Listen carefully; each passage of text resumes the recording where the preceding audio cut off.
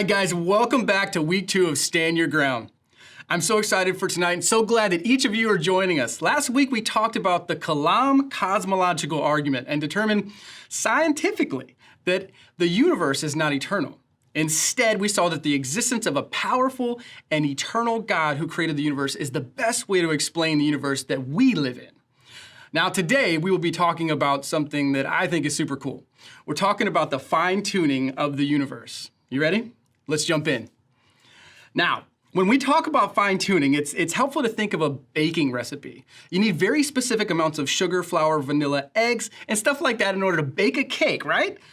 If you accidentally double the amount of flour in your recipe, you'll get a really bad cake, or maybe not even a cake at all. The universe is the same way. We've discovered that a ton of things about our world and our universe are fine-tuned like a recipe. A little more gravity, we'd be squished. A little closer to the sun, we'd fry. And if we were a little further away from the sun, we'd freeze. So this is what we mean when we say the universe is fine-tuned. In order to help us see that the universe is made very, very specifically for life, we're going to learn about the teleological argument. All right, this is a deductive argument like the cosmological argument we learned about last week. This just means that both of these arguments have statements that, if proven true, lead to a specific conclusion. Now, remember with the cosmological argument, the root word is cosmos. So last week we observed the cosmos, or the universe, to see what it might show us about God. Now, the root word in the teleological argument is telos, which just means design. So the teleological argument is an argument for the existence of a creator God based on the design we see in the universe. And we're about to see that there is a lot of design. Just like last week, we have two statements in our conclusion for our teleological argument. Here's statement 1. The fine-tuning of the universe is due to either necessity, chance, or design. And statement 2 says, fine-tuning is not due to necessity or chance. The logical conclusion based on these two statements is fine-tuning is due to design. Now, if it is true that fine-tuning is due to design, there must be an intelligent designer. Now, before we get to our statements, we should notice that our argument is assuming that the fine-tuning of the universe is true. We can assume this because everyone agrees about this whether you believe in God or not. Here's a quote from Martin Rees, who is an atheist. He said that fine-tuned numbers make up a recipe for our universe. If any one of them were to be untuned, there would be no stars and no life. Paul Davies, a physicist and professor, says there is now broad agreement among scientists that the universe is fine-tuned for life. So everyone agrees that our universe can sustain life only because our universe and our planet follow the recipe we talked about earlier. Okay? It is finely tuned. The question we need to ask now is, does a finely tuned universe require God, or are there other ways a finely tuned universe could exist? Well, like we said a second ago, many people believe in fine tuning, but not in God. So let's explore other ways people explain the fine tuning we find in the universe. All right, in order to explain this fine tuning, people who do not believe in God usually argue for chance or necessity, which brings us back to statement 1 of our argument. Remember that? All right, check this out. The fine-tuning of the universe is due to either necessity, chance, or design. So in statement 1, we all agree the universe is fine-tuned. And we all agree it had to have happened in one of these 3 ways. This brings us to statement 2, which claims that fine-tuning is not due to necessity or chance. So in order to claim that the fine-tuning of the universe is because of design, which is the conclusion of tonight's argument, we have to show that a designer is the most probable reason for the existence of our finely tuned universe. We can accomplish this by learning about the constants in our universe. There are 122 of these fine-tuned constants. All right, let's go through a few, starting with oxygen. Oxygen on Earth has to make up about 21% of the atmosphere. This precise figure allows life on Earth to be possible. If it were 25%, fires would erupt spontaneously. If it were 15%, human beings would suffocate. Crazy, huh? Let's look at another constant in our atmosphere. Everyone knows we have an atmosphere that we can all see through. Well, if the atmosphere were less see-through, not enough energy from the sun would reach Earth and we'd all freeze. If it were more see-through, we'd be fried, you guys. Let's look at another one. If the universe had expanded at a rate 1/1000th more slowly than it did, expansion would have stopped and the universe would have collapsed on itself before any stars formed. That's a big explosion, you guys. If it had expanded faster than it did, no galaxies would have formed at all, and everything would have just flown off into space at 1,000,000 miles an hour. Check this one out. If Jupiter had a different orbit around the sun, the Earth would have been demolished a long time ago by massive objects flying through space. There are literally Earth-sized craters in Jupiter created by objects that would have hit Earth if a massive planet such as Jupiter hadn't been there to take the blow instead. Now check this out, because I'm gonna give you some numbers that will literally blow your mind. Scientist Ross calculated the probability of the 122 constants that exist on our Earth existing on even one of these trillion planets. That probability is 10 to the 138. That's double the number of atoms in our universe, you guys. And here's the crazy thing. For just 2 of these constants to happen by chance would be like if you stood on the moon. All right, check this out.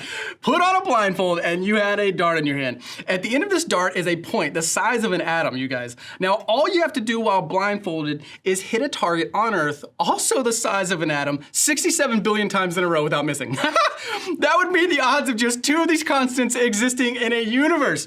We have 122 of them in ours. To demonstrate this point, please enjoy watching how Maddie can't even hit a bullseye on a dartboard from 5 feet away when blindfolded. Not even close! So going back to statement 1 from our argument, we know that this fine-tuning in the universe either came about by necessity, chance, or design. What these incredible constants show is that it is far from necessary for a universe to sustain life. In fact, it is insanely unlikely that a universe could sustain life, and given how finely tuned a universe has to be to sustain life, we should not expect any life to exist at all. A life-sustaining universe is anything but necessary, you guys. Physicist Paul Davies agrees when he writes that there is absolutely no evidence whatsoever that the universe has to have the set of constants that it does. Second, these constants show that it is actually pretty crazy to claim that the fine-tuning we have just seen came about by chance. In fact, there's almost no chance of this being true. As a last desperate effort, some scientists have suggested the multiverse theory. The idea of the multiverse suggests that there is some kind of universe generator that just continually creates universes.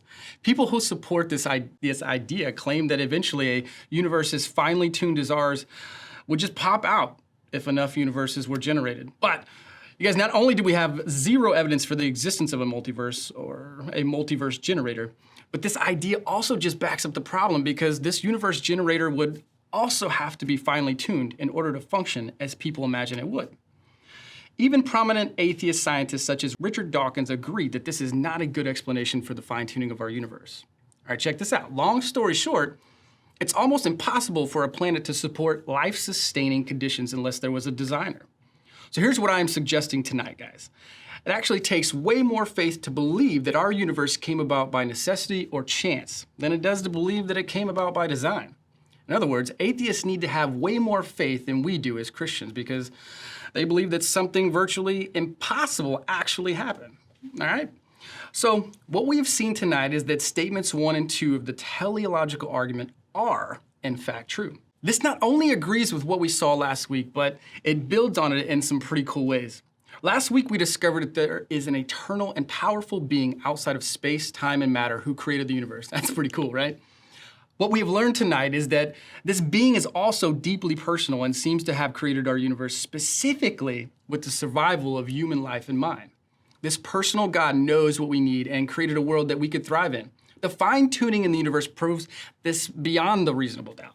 Now, I know you guys are smart, and now that we know that God has fine-tuned the universe, let's look at how he has fine-tuned me and you and what this means for something called naturalistic evolution. All right? It's a worldview that rejects the existence of God, believes only in the natural, and believes in evolution. Charles Darwin, the popular founder of this worldview, said this: "If it could be demonstrated that any complex organ existed which could not possibly have been formed by many slight changes over time, my theory would absolutely break down. We have since discovered a number of very complex things on Earth, and it seems unlikely that these things could have evolved through naturalistic evolution over time, based on what we know right now." Check this out. Michael Behe writes, "No scientist can give a detailed account of how vision or blood clotting or any complex biochemical process might have developed in a Darwinian fashion.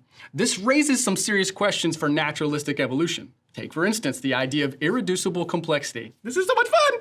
This just means that there are a minimum number of parts required for something to work. An example of this could be a mousetrap.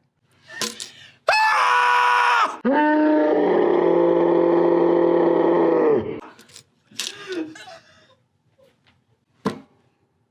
Guys, please don't do this at home. A mousetrap has a combination of parts like a base, a spring, and a latch that are all necessary to catch a mouse, like it caught my hand. If just one piece is missing, the mousetrap would not function. This means that a mousetrap is irreducibly complex, since no part can be removed from it with the mousetrap still working. Within our own bodies, there are little propellers on cells that are a great example of this. All right, check this out. These little propellers are an example of biological machinery within our bodies that have these many parts, all of which are necessary for it to work. 40 parts to be exact. Naturalistic evolution has a hard time explaining irreducible complexity because all of these parts cannot evolve over time if all the parts are needed for that thing to function at all. See, the theory of evolution is based on change in living things over time. New parts and functions are added to a creature as time goes on. But think about the mousetrap. Without a spring, it's not a mousetrap. All the parts together are a mousetrap. It is impossible for it to function as a whole without all the parts being present. It is impossible for it to evolve little by little over time because without all of its parts, it can't work at all. Now, I need to clarify something really important here, so listen close. The theory of evolution does not require atheism. In fact, many of the most brilliant Christian scientists who love God actually believe that much of the theory of evolution is accurate and see a lot of evidence for it, okay? However, they believe that God is the one guiding this evolution. This leads to belief in a God-directed evolution rather than naturalistic evolution. It is the naturalistic evolution without the existence of God that is becoming more and more unlikely as we learn more from science. But biblically, Christians can hold to God-guided evolution just as honestly as someone may hold to God creating humans from nothing. So what we've shown is that Darwin's naturalistic evolution theory has some problems and challenges that scientists to this day have not been able to figure out. The universe and the creatures in it are finely tuned, and it's almost impossible for all of it to exist without design. Which leads us to our conclusion. If we see design in the universe, there must have been a designer. Think about this. If you came across a house in the middle of the woods with a welcome mat, beds, and a chicken roasting on an open fire, you wouldn't conclude that some random hurricane naturally built its own house. That would just be ridiculous, you guys. What you would conclude is that someone had plans to build something. All of this evidence is so convincing that it even shakes up atheistic scientists, you guys. Check out this quote from astronomer Fred Hoyle, whose atheism got shaken up after he saw the incredible fine-tuning in the universe. He says, "A common sense interpretation of the facts suggests that an intelligent being has monkeyed with physics, as well as with chemistry and biology." Check this out. Stephen Hawking, one of the most famous atheists, said this: "The remarkable fact is that the values of these numbers seem to have been very finely adjusted to make possible the development of life." You guys, if Stephen Hawking can look at the universe and believe it appears to be designed, I would suggest to you today that the universe has a designer. And we know who that is. I would deeply encourage you today, allow these things to shape your understanding of the world that we live in. It has been designed intentionally by God just for us. We love you guys and hope the facts that you've gotten today revealed that to you. Just as it has to many atheist scientists that there is a designer of the universe. Guys, see you next week. A guy came up to me the other night, right? And he was like, "Who's your favorite artist?" And like most people do when they ask a question, he didn't really care about my answer and proceeded to tell me what he thought the true answer was. And he continued about his struggle to recognize who he said was the greatest of all time. He said, is it Shakespeare? Is it Frost, Picasso, Michelangelo? Is it the Beatles, Rembrandt, Michael Jackson, Beethoven? And he went on and on and on about who he thought was the greatest, not recognizing even his infrastructure to answer that question was misled and outdated. And so finally, I kindly smiled and said, "Okay, sir, you asked me who is the greatest of all time. Now you tried to share yours, so let me share mine, because there's no debate about who is the greatest, because all those other artists you mentioned, yeah, the greatest made them. And see, this artist, he's a beast, a lion, the name above names. You don't even realize it, but you encounter his art every day, and he deserves all of the acclaim, he deserves all of the fame, because all other artists pass away, but he remains. Oh, by the way, his name is God, Yahweh, Creator, your Maker. He's infinitely creative, sir. There is no one greater. And I can tell it looks like you're starting to get mad at me, but don't be jealous just because your favorite artist might bend words and my favorite artist bends galaxies. See, in the palm of his hand, he holds all the sand, the author of life when he whispered, "Let us make man." See, what if I told you that you are God's poetry? You were created because someone else was creative. See, long ago, he picked up his eternal paintbrush, dipped it in his glory, placed us in his story, and said, they will live for me. And I know it sounds outlandish, but we're not the product of random chances. And in fact, we're not even the vine. We're actually the branches. In the same way, we're not the artist. We're actually the canvas. Because in an instant, God started to make art, shaped you uniquely and beautiful, individual from the start, and he touched the canvas of flesh and said, this one is better than the rest. I'll give them so much of my image, so even when they're hot off the press, you can still see the steam of my breath. And so he crafted and he made every arm and leg, ligaments, tendons, muscles, blood vessels, veins, arteries. He said, they're gonna have a part of me.